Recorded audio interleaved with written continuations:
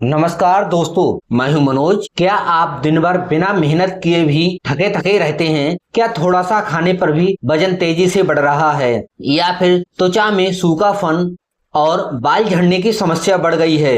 अगर हाँ, तो इस वीडियो को अंत तक पूरा देखें। आज हम बात कर रहे हैं हाइपोथायराइडिज्म के बारे में, जिसे आम भाषा में थायराइड कहा जाता है। इस वीडियो में हम जानेंगे यह क्या होता है, इसके मुख्य कारण, लक्षण, ब्लड टेस्ट, दवाएं, खुराक, साइड इफेक्ट, लाइफस्टाइल और घरेलू उपाय क्या हैं। तो चलिए बिना किसी देरी के वीडियो शुरू करते हैं। What is hypothyroidism? सबसे पहले आसान शब्दों में समझते हैं, हाइपोथायराइडिज्म क्या है। हमारी गर्दन में सामने की तरफ तितली के आकार की एक ग्रंथि होती है, जिसे थायराइड ग्लैंड कहते हैं। जब यह थायराइड ग्लैंड पर्याप्त मात्रा में हार्मोन्स नहीं बना पाती, तो इस स्थिति को हाइपोथायराइडिज्म कहा जाता है। इन हार्मोन्स की कमी से हमारे शरीर का मेटाबॉलिज्म धीमा हो जाता है। शरीर में हीट प्रोटेक्शन यानी गर्मी बनने की प्रतिक्रिया कम हो जाती है और हमारे टिश्यूज द्वारा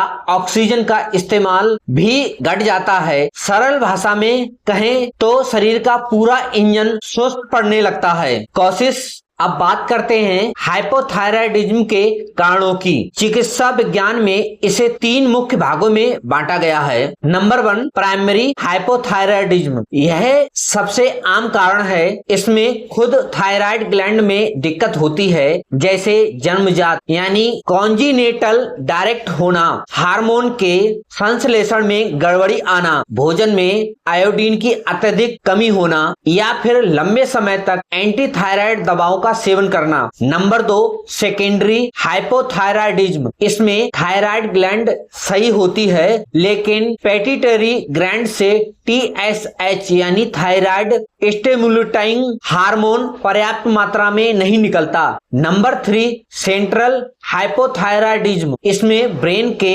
हाइपोथैलेमस में ट्यूमर या रुकावट के कारण थाइट्रोपिक रिलीजिंग हार्मोन का बनना बंद या कम हो जाता है। अब इसके कारणों को ध्यान से समझते हैं। मिल्ड हाइपोथायराइडिज्म शुरुआती स्तर में ड्राई स्किन यानी रूखी त्वचा, लेथार्जी यानी बहुत ज्यादा थकान, बिना वजह ओबेसिटी यानी वजन बढ़ना, हेयर लॉस यानी बालों का तेजी से झड़ना, फॉरगेटफुलनेस यानी बातें भूलने की समस्याएं। सेवियर हाइपोथायराइडिज्म गंभीर स्थिति में ड्राई बॉक्सी स्किन, त्वचा और ऊतकों के नीचे म्यूसिन और कार्बोहाइड्रेट जमा होने लगता है। इरेगुलर मेंसेस, महिलाओं में मासिक धर्म का अनियमित होना, डिप्रेशन यानी लगातार उदासी और अवसाद होना, इस सिल्गिस एक्टिविटी यानी शरीर की सभी गतिविधियों का सुस्त पड़ जाना। बच्चों में लक्षण, शारीरिक और मानसिक विकास में देरी होना, ब्लड टेस्ट में TS और T4 का कम होना और TSH का बड़ा हुआ आना। डायग्नोसिस, जांच। हाइपोथायराइडिज्म की पुष्टि के लिए डॉक्टर कौन से टेस्ट करवाते हैं? TFT thyroid function test. यह मुख्य ब्लड टेस्ट है। इसमें T3, T4 और TSH का लेवल देखा जाता है। हाइपोथायराइडिज्म में प्रायः TSH का स्तर बढ़ा हुआ आता है, जबकि फ्री T4 का स्तर कम मिलता है। TPO antibody test. यह टेस्ट एंटी इम्यूनो एटियोलॉजी यानी शरीर की प्रतिरक्षा प्रणाली द्वारा थायराइड पर हमला जांचने के लिए किया जाता है। अन्य ब्लड टेस्ट गंभीर मामलों में हाइपोथैलेमिया यानी सोडियम कम होना, एलिवेटेड CK, एलिवेटेड कोलेस्ट्रॉल और TG लेवल बढ़ा हुआ मिलता है। इसके अलावा नेमोलोटिक या मैक्रोसाइटिक एनीमिया भी देखा जा सकता है। मेडिसिन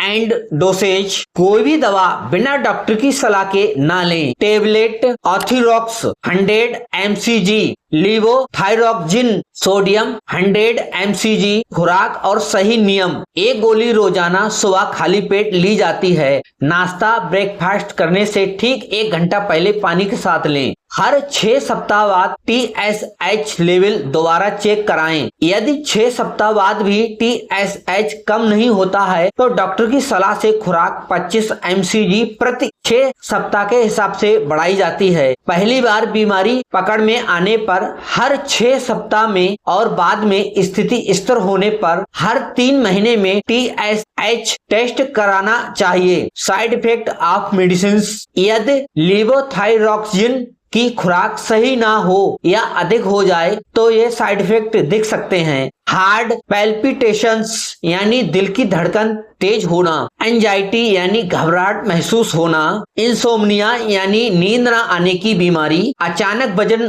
कम होना, अत्यधिक पसीना आना और गर्मी सहन न होना, दस्त, डायरिया की शिकायत होना। यदि इसमें कोई भी लक्षण दिखे तो तुरंत आप अपने डॉक्टर से संपर्क करें और खुराक एडजस्ट करवाएं। Lifestyle and prevention tips, iodine युक्त नमक खाने से सही मात्रा में आयोडाइज्ड साल्ट का इस्तेमाल करें। नियमित व्यायाम, रोजाना कम से कम 30 मिनट वॉक, योग और हल्की एक्सरसाइज करें ताकि मेटाबॉलिज्म बना रहे। सोने का समय तय करें, रोजाना 7 से 8 घंटे की पूरी नींद लें। तनाव से दूर रहें। मेडिटेशन और प्राणायाम को अपनी दिनचर्या में शामिल करें। होम रेमेडीज, थायराइड हेल्थ को सपोर्ट करने के लिए आप यह आसान घरेलू उपाय भी अपना सकते हैं। आंवला और एलोवेरा जूस, सुबह खाली पेट आंवला का जूस सेवन इम्यूनिटी और मेटाबॉलिज्म को सुधारता है। धनिया बीज का पानी, 1 चम्मच खड़े धनिये को रात भर पानी में भिगोकर रखें और सुबह उबालकर छानकर पी लें। अखरोट और बादाम, इसमें मौजूद सेलेनियम और जिंक थायराइड ग्लैंड के काम को बेहतर बनाते हैं। परहेज, गोभी, ब्रोकली और सोयाबीन जैसे गैस्ट्रोजेनिक फूड्स का सेवन सीमित मात्रा में करें और अच्छी तरह पकाकर खाएं। तो दोस्तों, हाइपोथायराइडिज्म कोई डरावनी बीमारी नहीं है। सही दवा, सही खानपान और नियमित जांच से इसे पूरी तरह कंट्रोल में रखा जा सकता है। अगर आपको यह जानकारी मददगार लगी हो तो वीडियो को लाइक और अपने परिवार और दोस्तों के साथ शेयर करें और स्वास्थ्य संबंधी सही जानकारी के लिए हमारे चैनल मनोज फार्मासिस्ट को अभी सब्सक्राइब करें। यदि आपके मन में कोई सवाल है तो नीचे कमेंट बॉक्स में जरूर पूछें। धन्यवाद। स्वस्थ रहें, सुरक्षित रहें। मिलते हैं अगले नेक्स्ट वीडियो में। तब तक के लिए नमस्कार।